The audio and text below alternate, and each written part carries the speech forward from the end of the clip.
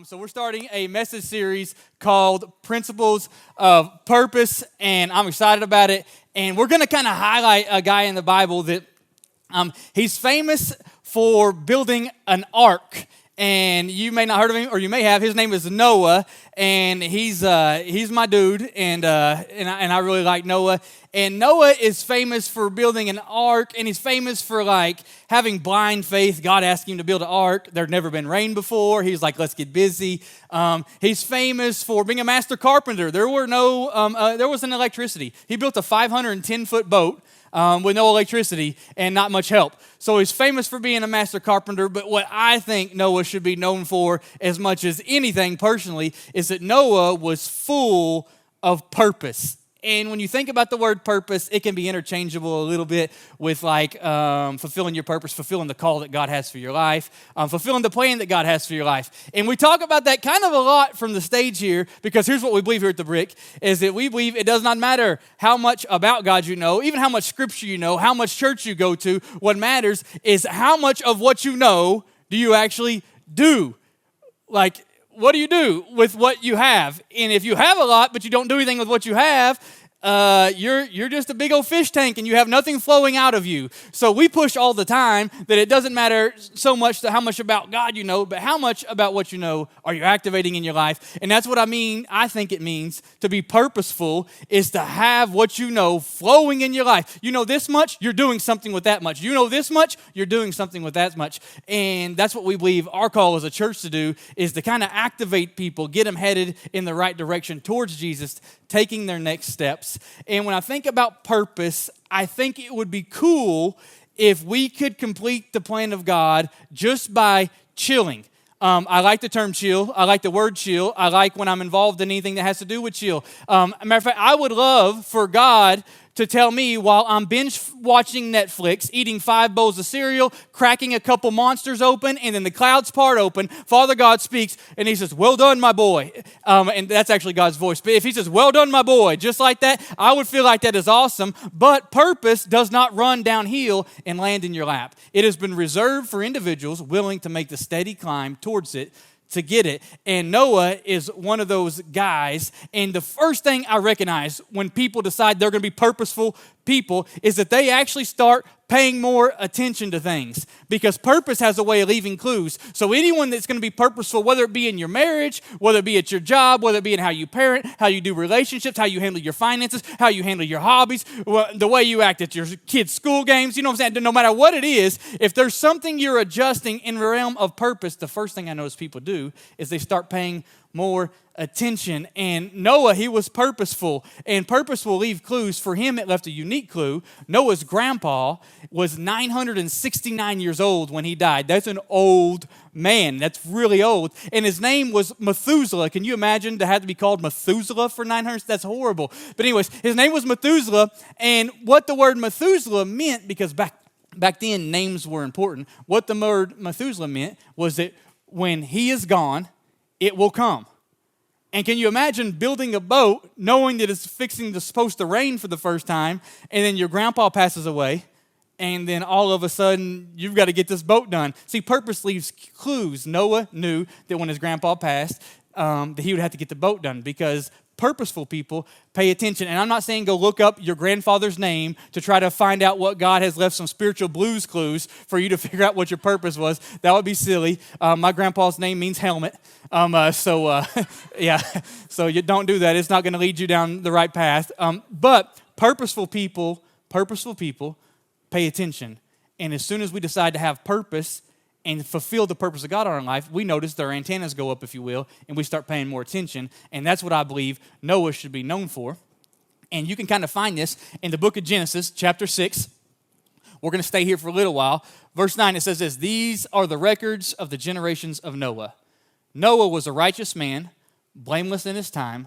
Noah walked with God. Let's back up right there. Noah was a righteous man. What's that even mean? It means that when it came to God, Noah had a right stance. And maybe you're in here and you're not even for sure if you believe in God. I think you're in the best place that you can be. Here at The Brick, we say this all the time, that we want this to be a place that you can belong before you believe. And contrary to popular belief, oftentimes people don't just surrender their life to Jesus in a moment that they didn't see coming. That does happen sometimes, and it's a miracle, but oftentimes people are like me. I pondered, I processed, I began to weigh out what I thought was factual, wasn't factual, and it took me a little bit to get there. And if you're like me and you're in here and you're not for sure what your stance is on God, the first clue that I believe God has left right here is this, is that if you want to have purpose, it's all going to start with what is your stance towards God.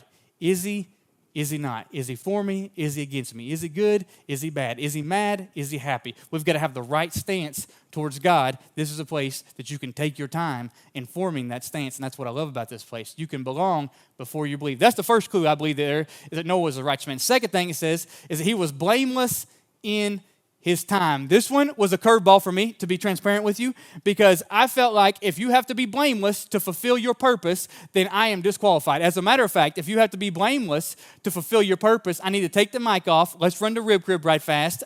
Get an early lunch. We'll beat everybody else there. Because if blamelessness is criteria for fulfilling your purpose, I'm not your guy that needs to be up here. Because I know that anytime I wasn't blameless, there's a consistent pattern that I've found out.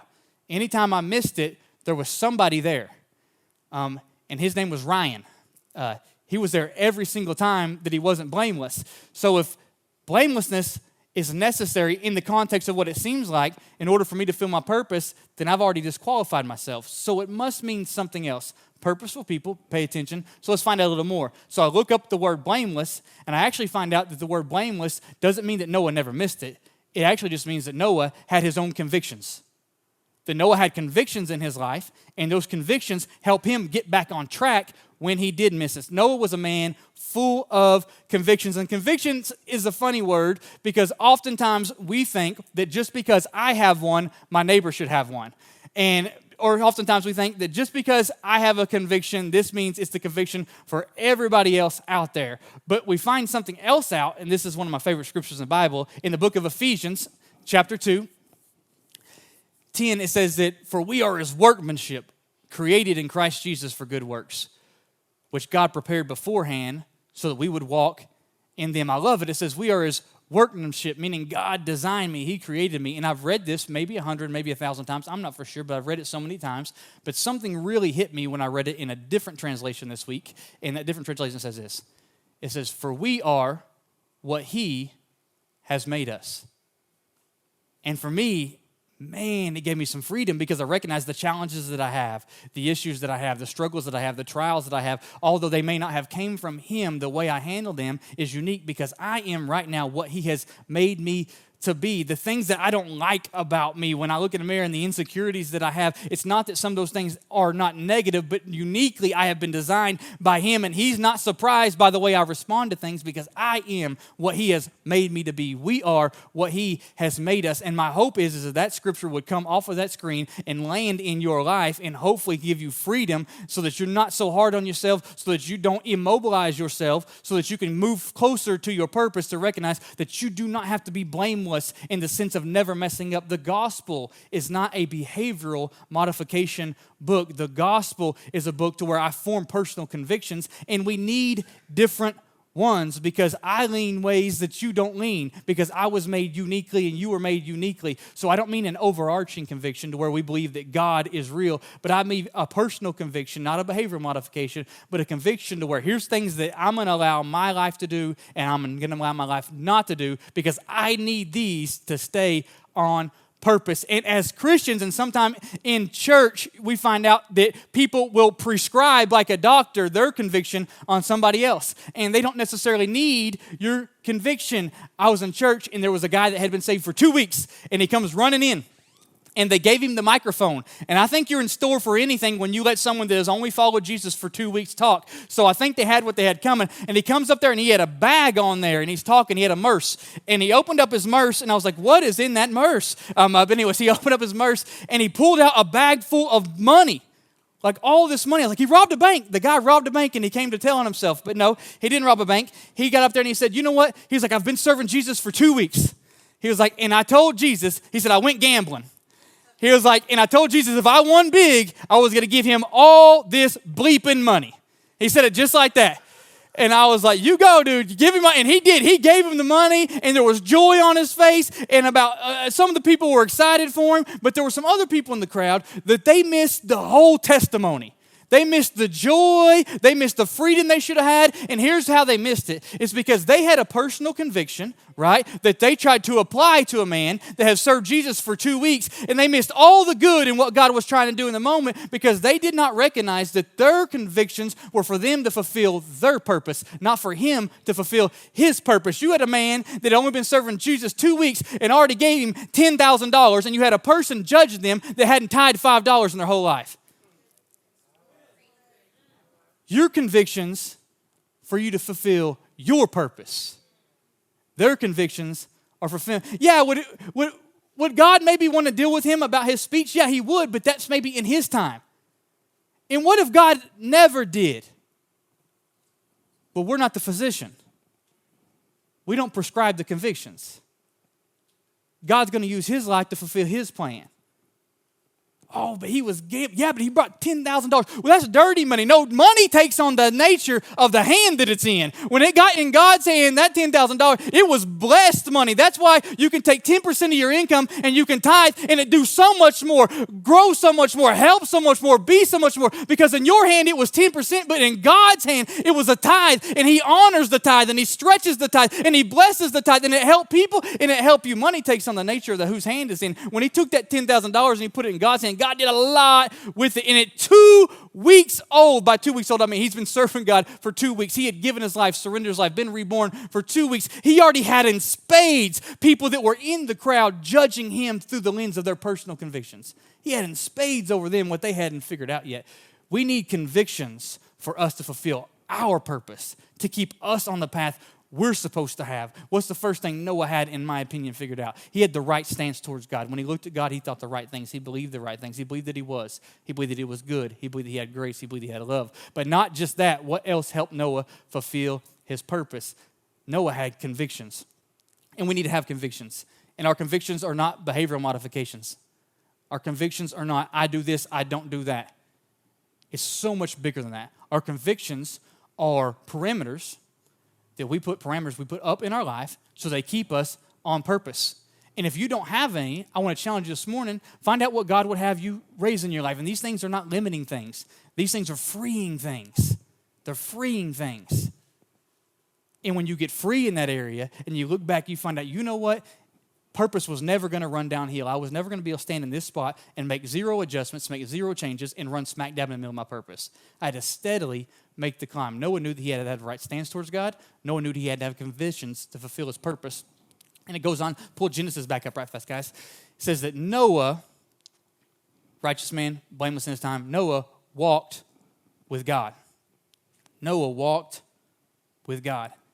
If the first two are principles of purpose, this is the superintendent, if you will. You have to have a relationship with God so that you learn things about his character, because it's a little trippy, and I don't believe it's fair, because we're in verse 9. If you were to drop down to verse 21, I'm on the edge of my seat waiting for Noah to blast Jesus, because Jesus is like, it's never rained before, go build a boat. Not any boat, 500-foot boat. Not with much help, only with your family. Have you ever tried to do anything working with your family? And then all that, it took them years to do it, and on top of that, they didn't have hardly any blueprints. On top of that, they had no electricity, no running water. They smelled, they stunk, they were next to each other. People were, it was nuts. Everyone on the outside was criticizing them, scrutinizing them. And the whole time they're trying to get this whole thing done. And I'm expecting at the end of God giving the instructions of how to build the boat and why to build the boat, I'm thinking Noah is about to let God have it. Here it goes. Here it comes. Turn loose, Noah, because that's what I think I would do. And then verse 21, Noah says, I'm paraphrasing,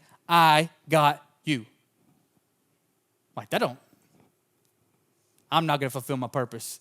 Because if that's the attitude that I need to have when God gives me this laundry list of stuff that needs done that's never been done before, and the reason it needs done is because something's going to happen that's never happened before. How am I going to just respond with, I got you? There's the clue. There's the thing that people want to fulfill their purpose, pay attention to. The light bulb comes on. Noah walked with God. See, there were some things that Noah knew about God that no longer required him to have to know about building a boat. No longer required him to have to know what rain felt like, looked like, smelled like. He didn't need to know any more details. It wasn't that he didn't have any questions. It was just that all the questions he would have about why had already been answered because he walked with God. He already had a relationship that told him the nature and the characteristics of the one he was serving. My wife, her name is Haley. She's the Life Kids pastor here at the Brick. And she is full of grace and full of mercy. And she is fine. And I love her. And if someone came running in and interrupted this sermon and said, Ryan, you got to come, you got to come. Haley's outside and she's punching an old lady in the face. I'd be like, no, my wife is not punching an old lady in the face. I wouldn't believe you if you told me that. Then if you came, no, you got around the corner and take a peek. So I run around the corner and I take the peek, and sure enough, there she is, just feeding this old lady. I mean, just boom, boom, boom. Even then, my first thought would not be, oh my goodness, look at that. My first thought would be, that old lady must have had it coming. She did something to warrant the butt whooping that she's getting right now. And the reason I would feel like that is that I know some things with my wife. I've walked with her. That lady had to give a kid a wedgie, slap it in the head. Something bad happened for my wife to start feeding haymakers on that lady. And the reason I feel that way, and the reason I would still feel that way even after seeing it, is because I've walked with my wife. I know my wife. The reason Noah could hear about rain for the first time, hear about an ark for the first time, and say, you know what, I got you, is because Noah walked with God. He walked with God. And I believe that this is the principle of principles. If you want to fulfill your purpose, it's that you have to have time you spend with God. And it doesn't need to look any certain way. It doesn't need to have any criteria. You can pray, you can have worship music, you can meditate, you can read your Bible, you can talk, you can have Bible studies, you can get on your app. It doesn't need to look any way, guys. I want to take the limits off the categories that do limit you. So if you think that my time with God has to look a certain way before me to get any benefit out of it, go ahead and throw that out the door and just start doing you with Him. 30 seconds in the morning. I'm going to pray for 30 seconds on Tuesday. Well, man, that doesn't seem like much. Yeah, it doesn't, but it's more than not praying for 6 months just because you haven't put any convictions up to lead you closer to purpose. Start somewhere, and you'll walk with God. And then the purpose that He starts to reveal to you through conversations, through prayer, through people communicating, through your loved ones, through your friends, through the Bible, however He starts to lead you and show you, you'll be like, you know what? Actually, God, I got you. And the reason you'll be able to say that is because you walked with God. Noah had a right stance on God. He thought the right things about God. Noah had conviction. He had parameters. Noah walked with God. And what I recognize is this, is that there are people that you're saying, that all sounds good, bro. Like, that all sounds good. We would love for all of that to be true, but I don't have any hope that any of that would work for me.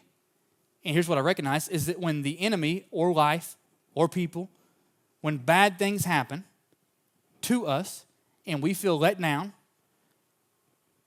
the devil is not after our health, although he might attack it. He's not after our house, although he might try to steal it. He's not after our marriage, although he would love to make us get a divorce. He's not after our kids per se, although he would love to send them to hell. He's not after all these things that it seems like he's attacking. He's after the thing that's in the middle of all those things, and that is called hope. And some of us have been attacked so much that we have lost hope that God would have a purpose for us. And to be transparent, I felt like personally there was a season in my life that I drug Jesus' name through the mud so much that I would not need purpose. And there was a time where I felt like I was at my lowest point and I was minding my business, sitting on the couch, watching the television, and I felt like God was in the room. I didn't see Him. I didn't hear an audible voice. That's not what I'm saying. I felt like He was in the room, and I was like, whoa, you got my attention. What's going on? And to me, He reminded me that He had a purpose for me. And I'm like, why would you remind me at the lowest point of my life that you have a purpose? You need to come in with a wooden paddle the size of an oak tree and tan my hide for the way I've been being. But that is not the way God does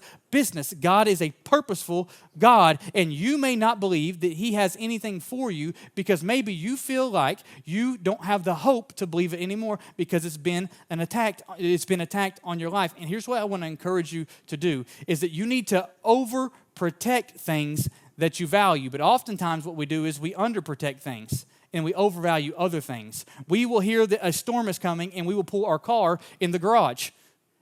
And then the storm of life will come, and then we won't open Scripture, we won't pray, we won't worship, we won't do anything. We will underprotect something because we have forgot what it means to value our hope and protect our hope. And the enemy is after your hope. He wants to rob it from you because he knows if he can steal your hope, he will get you off of purpose. And I'm sitting here, I'm in the 5th grade, I'm the starting quarterback at Hilldale Elementary. I'm 100 pounds soaking wet, and my center, the guy in front of me who's supposed to protect my life, is 80 pounds soaking wet.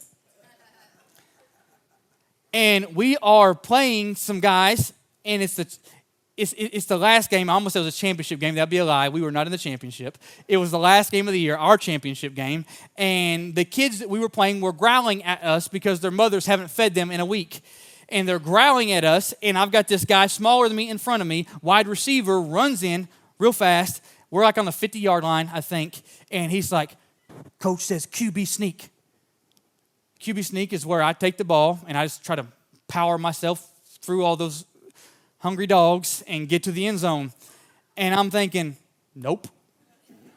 No chance. No chance. I'm the last play of the game. They are not eating my lunch. I don't tell anybody this. I'm just thinking this to myself. So I say, down, set, hut, grab the ball. Poor guy next to me kind of just stared at me, just kind of threw it at him. And he caught it as a reflex. And about the time he caught it, they ate his lunch. They buried him in the ground. I mean, they buried the kid in the ground. I didn't feel bad. I saved my life. I mean, it cost him his, but I saved my life. I get on the sideline. Coach grabs me by the mask. You know, he's like this. That's the play. Do you not trust the play? He's like, I told you what play to run. Do you not trust the play? I was thinking about it, and I gave him the most honest answer that I could give him. I was like, Coach, no, it wasn't that I didn't trust the play. I didn't think it would work, but it wasn't that I didn't trust the play. I didn't trust you. And since I didn't trust you, I didn't trust that the play you gave me would get me in the end zone. How did Noah fulfill the purpose on his life? Noah knew that the play would get him in the end zone because Noah trusted the one that called the play.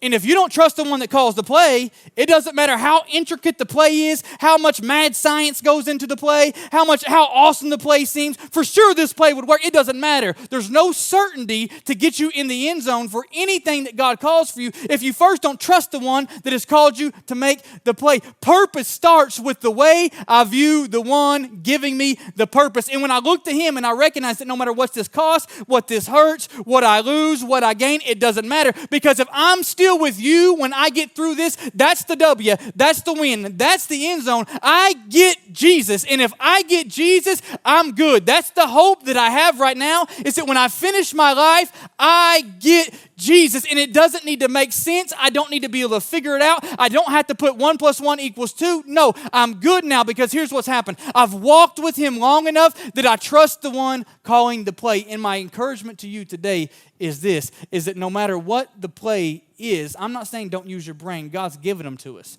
We're supposed to reason things out. But if reason ever runs into revelation, or in other words, if your finite mind ever runs into his infinite wisdom, lean on his wisdom.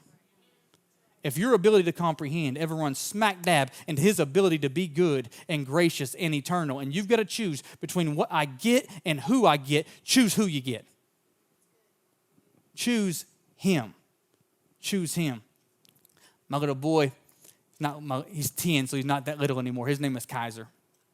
And we're going fishing, and it's a big deal to me because one of the things I want my kids to talk to their kids about is how they went hunting and fishing with their dad. And that's a big deal to me. It's actually one of my convictions. I want to spend time. I'll make room to do it. And we're talking to my neighbor, and my neighbor's got a pond about the size of this room, and my neighbor's talking to us about this 20-pound catfish in his pond. And we leave the conversation, and my son's got a smirk on his face, and he's like, Dad, is there a 20-pound catfish in that pond? And I was like, son, he's like, well, what does that make our neighbor? I was like, son, he's a fisherman. That's what he is. Yeah, that's what he is. And you know, I try to explain to him sometimes when you've been fishing for a little while or you've been hunting for a little while, trees look like deer, you know what I'm saying? Just different things taking place. But anyway, so I said, but we'll go. So we got a little noodle, the ones you swim with. We tied fishing line on it, put some bait on there. We went fishing 3 times. Nothing ever happened. So I'm out there swimming out in that water, grabbing the noodle, pulling them back. And my son's getting a little discouraged, but we go one more time. And I throw the noodles out there, and we're going to the house because I think it's done. We're going to eat dinner. And we're in my side-by-side driving away from the pond towards our house. And my son kind of shrieks. He's like, Dad, the noodle went under. And I'm like, there's just no way, son, they didn't. So we turn around. He convinces me. I go, and sure enough, the noodle is under. And I was like, oh, man, this is going to be good. So I get out there, and I'm swimming, and I'm wading out there, and I'm trying to get to this noodle, and it's going under, and I'm trying to find it, and it pops back up on the other side of the pond, and I'm swimming over there. I can't catch up to this guy. So I get out, and I grab my fishing pole, and I throw it out there, and I hook into this noodle, and I start reeling this fish in. And Kaiser's like, Dad, is it big? Is it big? And I'm like, man, yeah, this is a pretty good-sized fish. And we get him all the way to the bank. It took forever. We get him all the way to the bank, and this fish turns, dorsal fin hits the line, cuts the line in half, smiles at us, and swims off. And my son looks at me, and there's no, you can imagine his face. He's like, and he looks at me, he said, Dad, how big was that fish? Like, he's about 20 pounds. That fish, he's about a 20-pound fish, son. He was. And then he looks at me, he's kind of in despair a little bit, and he looks at me and he says, Dad, but is there any hope? And I didn't want to lie to him because that dude was gone. Like, he was gone. And I was like, son, we're probably not going to catch him again today. We go home. The next time I try to take my son fishing, he's like, Dad, actually, I don't think I want to go fishing. And I'm kind of like, ugh, and I don't want to force him to do it, but like, it's a big deal to me. And it does, I mean, for me, it is. It'd be, I don't know, it's just a big deal. I want to enjoy those times with my children. And he didn't want to go fishing. And I was like, okay, son, we don't have to. And I was like, I might have teared up. I was like, man, and I asked him again. He said, I don't want to go fishing. So I asked him, I said, son, why don't you want to go fishing? He said, Dad, because it doesn't do any good when you fish. He was like, because even when you get them to the bank, he was like, they take off. I was like, that stinks. And then about 6 months later, Kaiser comes to me. He said, Dad, we've got a lot of fishing poles. I was like, yeah, we do got a lot of fishing poles. We do. He was like, you think we ought to use some of them fishing poles? And I was like, yeah, son, just whenever you're ready, we'll go catch some fish. We'll use these fishing poles. A couple days later, I've got him with me. He's like, well, let's go fish at the neighbor's pond. And I was excited about it. So we take the fishing poles, we go out there. And I'd like to tell you that we caught that 20-pound fish. We didn't catch that fish. But we did catch a fish. And he got it all the way into the bank. And when he got it all the way into the bank, I saw a little light come back in his eyes. And we fished a little bit longer. And you know what? We caught another fish. The bait was this big and the fish was this big. But we caught him. I know the light come back in his eyes. And I recognized something in that fishing story, and here's what I recognize is that sometimes the reason that people don't fish is because there's no hope to catch anything. Maybe you've fished before and he got off the line. Matter of fact, maybe you fished before and what you had close to the bank was the biggest one you've ever seen. Surely God's hand is in this. It's so close to my life. I can reach it. I can touch it. It's right there. That's mine. He promised it. It's good. I trust him. It's right there. And boom, it got off right when you could see it. Maybe you were so close to what you thought your purpose was and the walls came crashing down. My prayer for you this morning is that you would trust that the one who has called the place is so good that you would look and see that you've still got some poles, you would walk out and you would fish again. And if your purpose doesn't seem to be as big, it doesn't matter. Because what's big is the one who asked you to fulfill your purpose. What it seems to be to you does not matter. I don't care if it is this big, this big, this big, this big. Pursue your purpose again. Get moving again. Hope again. Hope for the first time. Believe that the one who has given you purpose is good enough to walk you through the whole thing. I don't care if last time you pursued purpose, you were so close to it, you left it smelling like fish, but you never touched it. You can do it again. Get back on track. Do you have it in yourself to do it on your own? Probably not, but he's never asked you to do anything on your own anyways. He's never asked you to take a step by yourself. Every single time you felt lonely, that was the biggest lie you ever felt because you've never, ever been alone. You've had him. Who is he? He is the creator, and you are as he has made you, and he has got you dripping wet in this moment with purpose. If you're 80, you're full of purpose. If you're 8, you're full of purpose. If you've missed every fish you tried to catch, you are full of purpose. And this morning, He has crafted out a moment in time as He sits in eternity and decided that you were important enough for Him to carve out a space for you to find Him in a way that you've never felt Him before, seen Him before, heard Him before, knew Him before. And today, you were important enough for Him to say, you know what? I want them to fulfill their purpose. So He took some boy that He raised out in the country to tell some silly story about fishing with his son in hopes it would wake something up on the inside of you so you would pursue your purpose with the zeal that He wants you to pursue it with the energy He wants you to pursue it with, that you would look at your career and say, this is important, but my calling has to be in front of it. You would look at your debt and say, you know what? As good as it is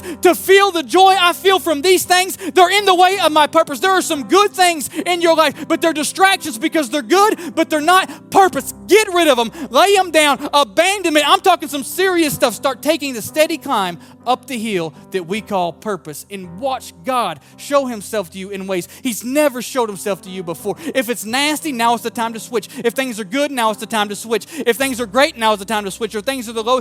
No, whatever the time is, read your watch. Whatever it says, it's time. The winds of change are coming to your life. It is time for you to make adjustments and to fulfill the purpose that God has for you. And if when you really mean, if your bait was bigger than your fish, it's the fish you were supposed to have because you ran the play for the one that created you. And He built you uniquely, designed you uniquely, put you here uniquely, spared no expense when He purchased you with the precious blood of His Son, Jesus Christ. And right now, although the enemy would love to rob you of your hope, he wants to pump hope back into your life. He wants to pump it back into your life. Refocus, readjust, realign. Noah had the right stance towards God. Noah had convictions. He was blameless in his convictions. And Noah walked with God. Thanks for joining us for today's message. And our prayer is that God used that message to get exactly what He needed for you today. If you're still joining us, you may be looking for a way to join the community. We'd love for you to comment, share, send us a message. Help us connect with you because we want you to feel like you're a part of the family here at The Brick. If you're looking for a way to give back, you can text the word BRICK to 45888. That's the word BRICK to 45888. The first time you do that, it's going to connect you to a credit card, debit card, or bank account. We just want to say thank you for being a part of leading people to become fully devoted followers of Christ.